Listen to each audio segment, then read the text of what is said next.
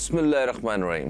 السلام علیکم دوستو، میں ہوں فہیم عباس اور آپ کو خوش آمدید کہتا ہوں نیوز کیفے میں۔ اور آج جمعۃ المبارک ہے، جمعۃ المبارک کی تمام تر فضیلتیں اور برکتیں آپ کو بہت بہت مبارک ہوں۔ جیسا کہ آپ ناظرین جانتے ہیں کہ جمعے کے روز ہمارے ساتھ اسٹوڈیو میں موجود ہوتے ہیں نیوز کیفے میں جناب حضرت مولانا بشیر فاروق قادری صاحب، جو کہ سیلانی ویلفیئر انٹرنیشنل ٹرسٹ کے چیئرمین ہیں، ملک کے ایک نامور پسند کیے جانے والے اسلامک اسکالر بھی ہیں۔ تو آپ میرے ساتھ اسٹوڈیو میں موجود ہیں، آپ کو خوش آمدید۔ السلام علیکم، کیسے ہیں آپ؟ وعلیکم السلام ورحمۃ اللہ وبرکاتہ۔ الحمدللہ رب العالمین علی کل حال۔ ماشاء اللہ۔ تو میں آپ دوستوں کو بتا دوں کہ یہ جو آپ کو نیلی پٹی میں نمبر نظر آ رہا ہے، اس پہ آپ ہمیں کال کر سکتے ہیں۔ کال کر کے اپنا سوال آپ جو پروگرام میں شامل کروانا چاہتے ہوں، استخارہ کروانے سے متعلق، شراکت داری کے حوالے سے، رشتوں کے حوالے سے، یا مستقبل کے حوالے سے، کسی چیز کے انتخاب کے حوالے سے، یا جو بھی آپ کو لگے کہ اس کا مجھے استخارہ کروانا چاہیے، تو دنیا بھر سے بشیر صاحب سے لوگ جو ہے استخارہ کرواتے ہیں، تو آپ بھی استخارہ کروا سکتے ہیں ہمارے پروگرام کے توسط سے۔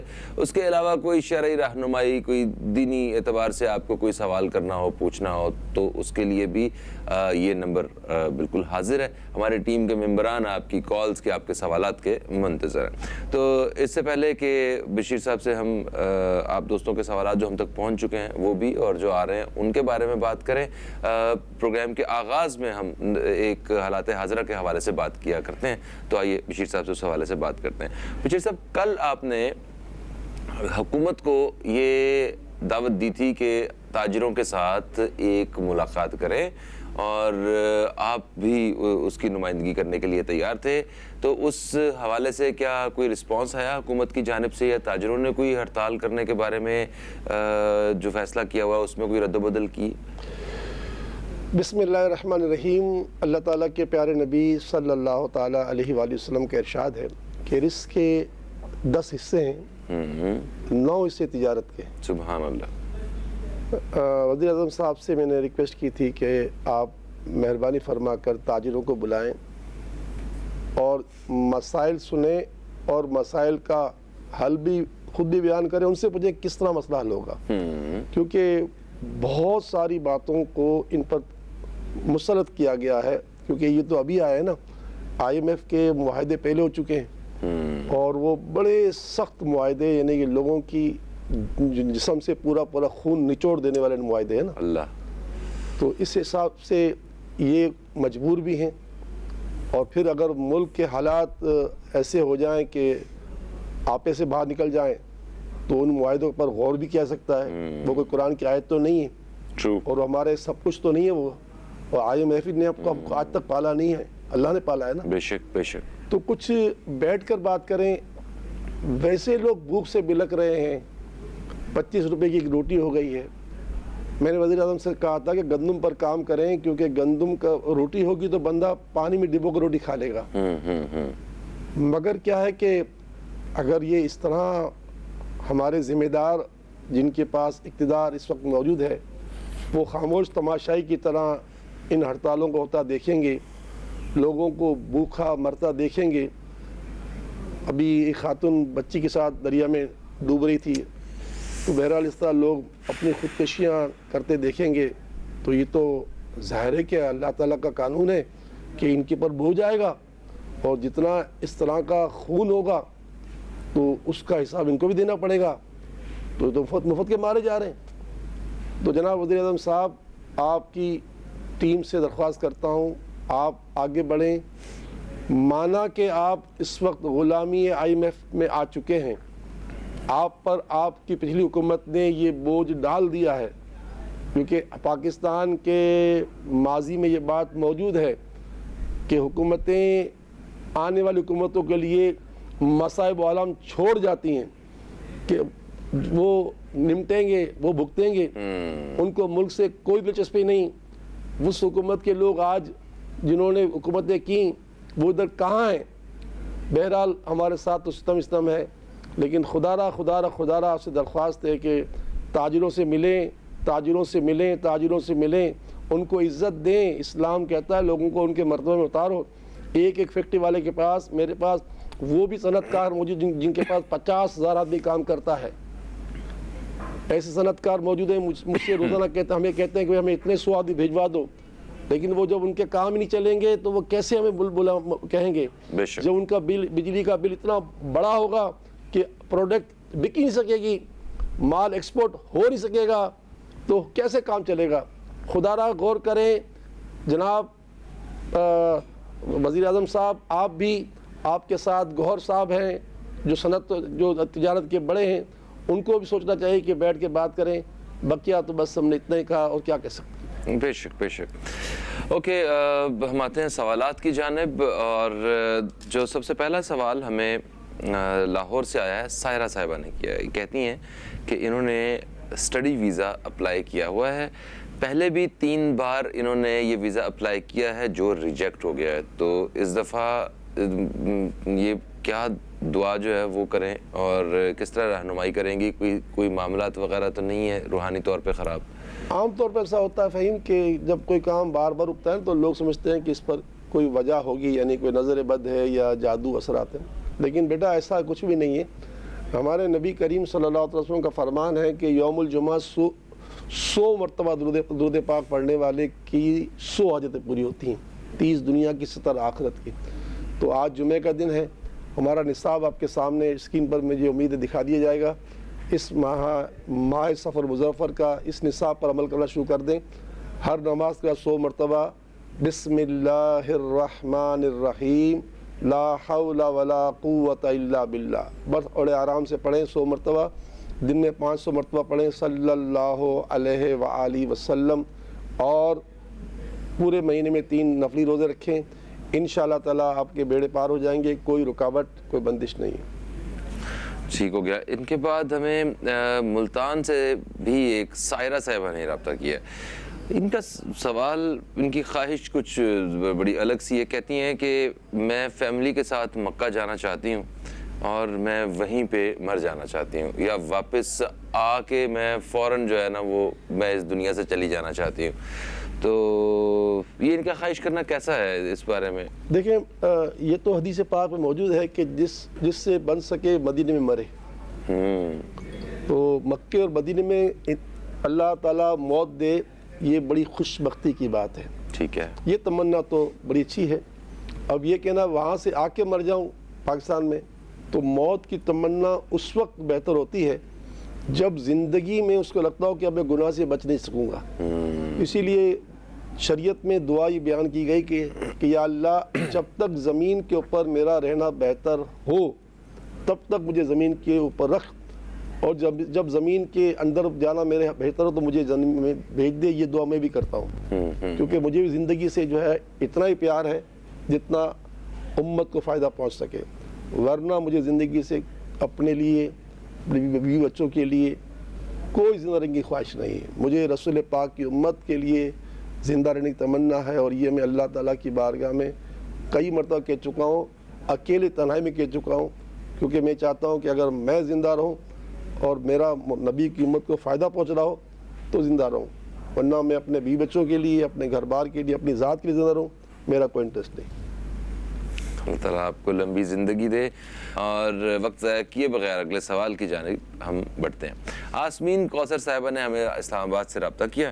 انہوں نے 2-3 سوالات کیے۔ ایک تو ان کا بیٹا حسن عبداللہ، جن کا 5 تاریخ کو ACCA کا پیپر ہے، تو یہ کہتی ہیں کہ پلیز ان کے لیے دعا کریں۔ آمین آمین آمین۔ دوسرا، ان کی اپنی طبیعت جو ہے وہ بھی ٹھیک نہیں رہتی، اپنے لیے بھی انہوں نے دعا کرنے کے لیے کہا ہے۔ اللہ شفا عطا فرمائے، آمین آمین۔ عثمان پیرزادہ، جن کی 29 ستمبر کو شادی ہے، انہوں نے کہا ہے کہ ان کی شادی کے لیے بھی دعا کریں آپ۔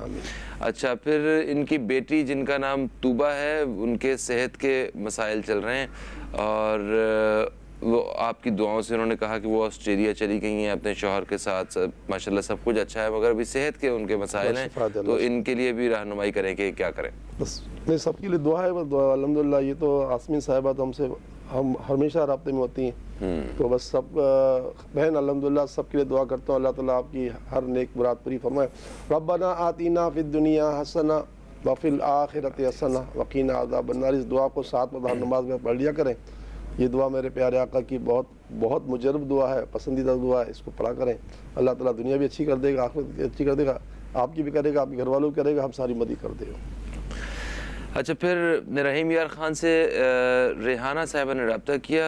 انہوں نے کہا کہ ان کی بیٹی ثنا, جن کی اچانک منگنی ٹوٹ گئی ہے, تو انہیں شک ہے کہ کوئی عملیات بندش یا کوئی نظر رکاوٹ کوئی اس وجہ سے یہ بنا ہے سب. نہیں, ایسا کچھ بھی نہیں ہے. اللہ آپ کی بیٹی کا دوبارہ رشتہ کر دے. 313 مرتبہ ہر نماز کے بعد پڑھا کریں, یا کریم ہو یا کریم ہو یا کریم, اللہ تعالیٰ کرم کرے گا. آج یوم الجمعہ ہے, جمعے کی نماز عصر سے لے کے مغرب تک آپ بھی اور آپ کی شہزادی دونوں ممکن ہو تو عصر سے لے کے مغرب تک کوئی کام نہ کریں, گھر میں ہی بیٹھ کر جو ہے مصلی بیٹھ کر کرسی بیٹھ کر آپ پڑھتے رہیں, یا اللہ ہو یا رحمان ہو یا رحیم, یا اللہ ہو یا رحمان ہو یا رحیم پڑھتے رہیں. جب غروب آفتاب قریب آ جائے تو رو رو کے اپنے گناہوں سے توبہ کریں, اللہ سے دعا مانگیں.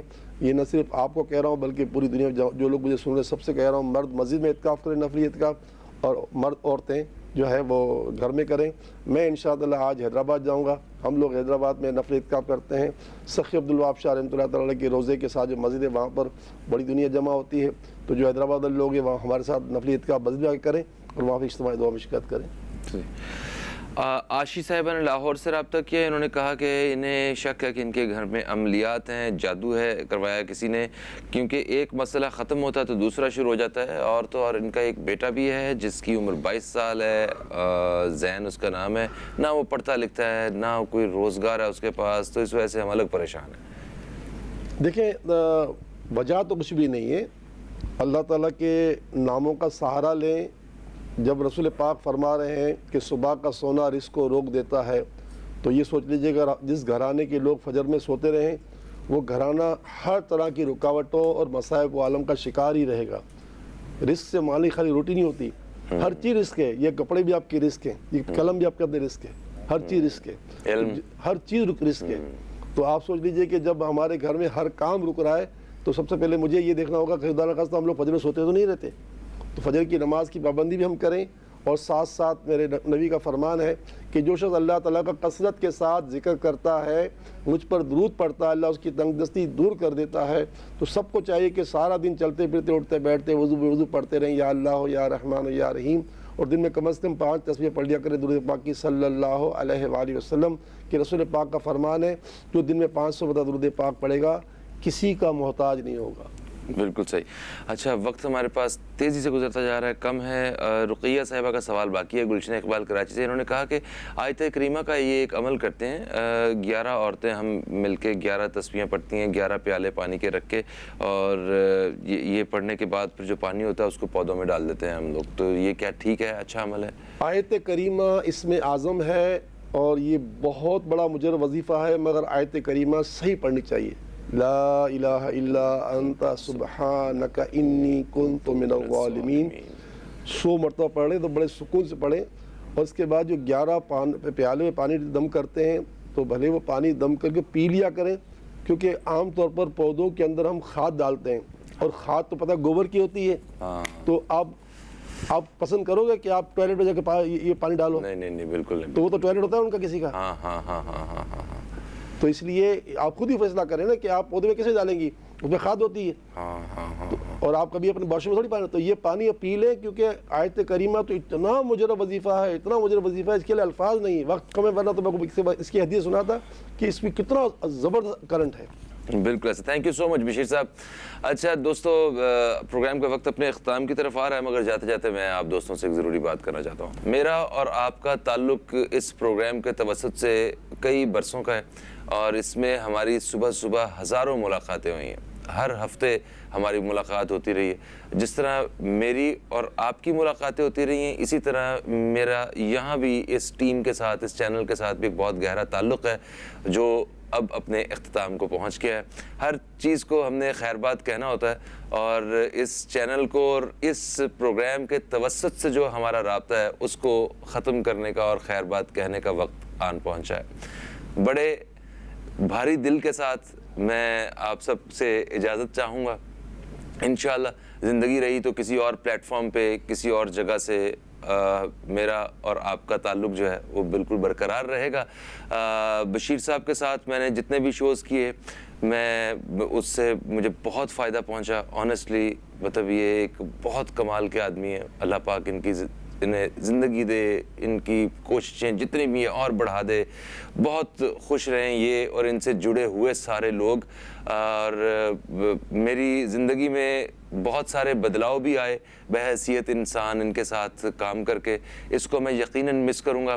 باقی میں شکریہ ادا کرنا چاہتا ہوں اپنے اس چینل کے جو ہمارے ایم ڈی ہیں جنہوں نے مجھ پہ بھروسہ کیا. ہمارے جو جی ایم پروڈکشن ہے سلیم شوکت صاحب, میرے چینل کے پروڈیوسر جس میں علی رضا مینو ہیں, اور مطلب پورا سٹاف جو کیمرہ ٹیکنیکل سٹاف ہے, ان کے ہیڈ جو ہیں, اور جو سپاٹ پہ جو چائے دینے والے, مائک لگانے والے, میک اپ کرنے والے, یہ سارے دوستوں کا میں بے حد شکریہ ادا کرنا چاہتا ہوں. آپ سب کے لیے بھی بہت ساری دعائیں.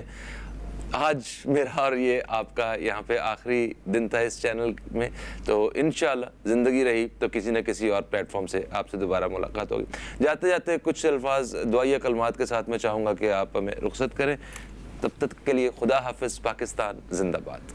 بسم اللہ الرحمن الرحیم. الحمدللہ رب العالمین والصلاۃ والسلام علی سید الانبیاء والمرسلین. یا اللہ, اس وطن عزیز پاکستان پر اپنا خصوصی فضل و کرم فرما. اہل پاکستان 76 سال میں کبھی اتنے برے حال سے دوچار نہیں تھے, آج جس دوچار ہیں. یا اللہ اس مصیبت سے چھٹکارا دے, آمین. قیامت خیز مہنگائی سے چھٹکارا دے, آئی ایم ایف کی غلامی سے چھٹکارا دے, آئی ایم ایف کی غلامی سے چھٹکارا دے, اور رسول پاک کی غلامی عطا فرما. لا الہ الا اللہ محمد رسول اللہ صلی اللہ علیہ وسلم.